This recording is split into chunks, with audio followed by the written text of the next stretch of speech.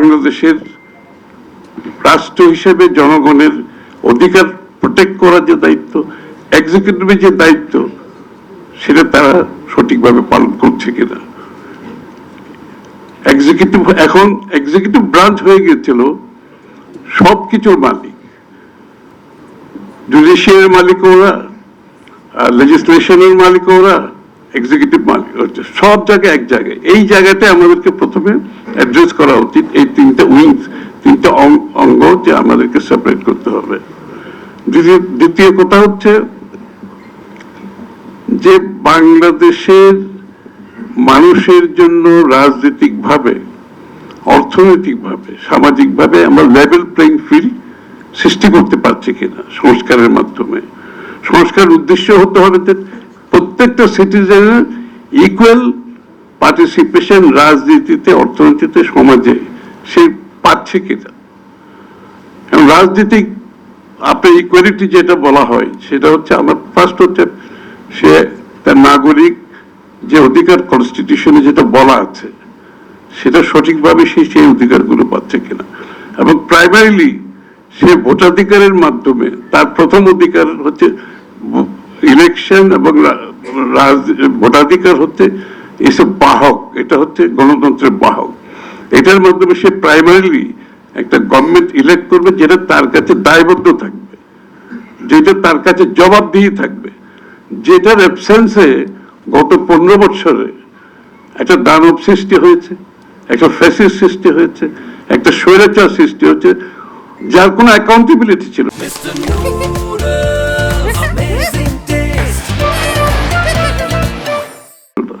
তার তো জনগণের কাছে যেতে হয় নাই, জনগণের কাছে তার কোনো দায়বদ্ধতা ছিল না, জবাবদিহিতা ছিল না।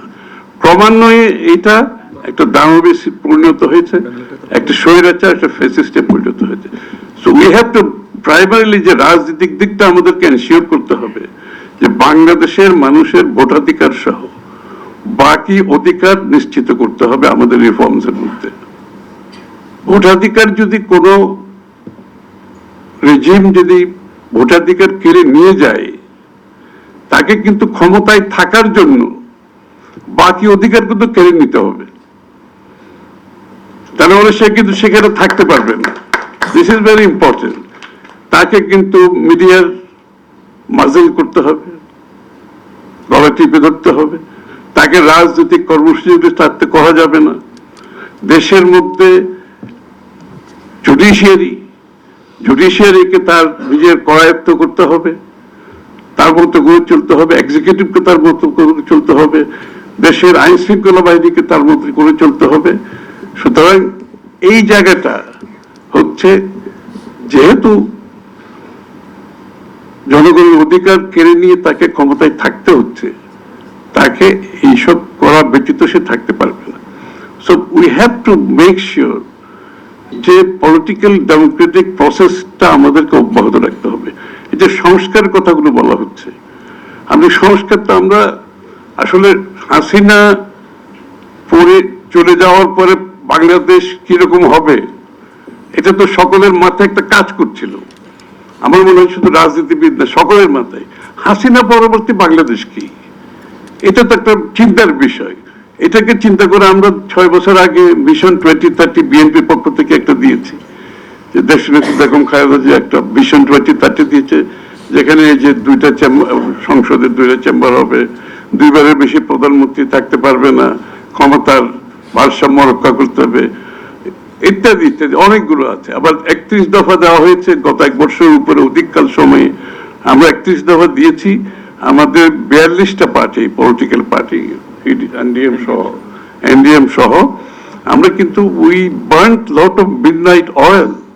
এটা কিন্তু 31 দফা জাস্ট লাইক আমরা এটা পলিটিক্যাল স্টেটমেন্ট না, কিন্তু আমরা কিন্তু এটার উপর ডিবেট করেছি, এটার উপর হিটেড আর্গুমেন্ট হয়েছে, এবং আমাদের অনেক ডিফারেন্স অফ ওপিনিয়ন ছিল।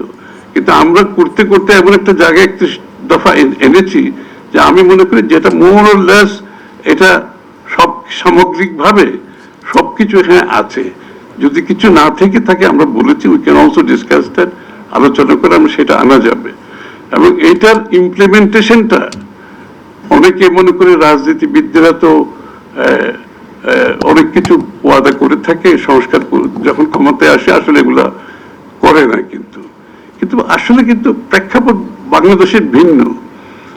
এই পরিবর্তনের পরে বাংলাদেশের মানুষের মনোজগতে যে একটা বিশাল পরিবর্তন আসছে, যে আকাঙ্ক্ষা জেগেছে, যে নতুন প্রজন্মে যে আকাঙ্ক্ষা জেগেছে, এই আকাঙ্ক্ষার বিপরীতে গিয়ে আগামী দিনে কেউ রাজনীতি করতে পারবে আমি মনে করি না।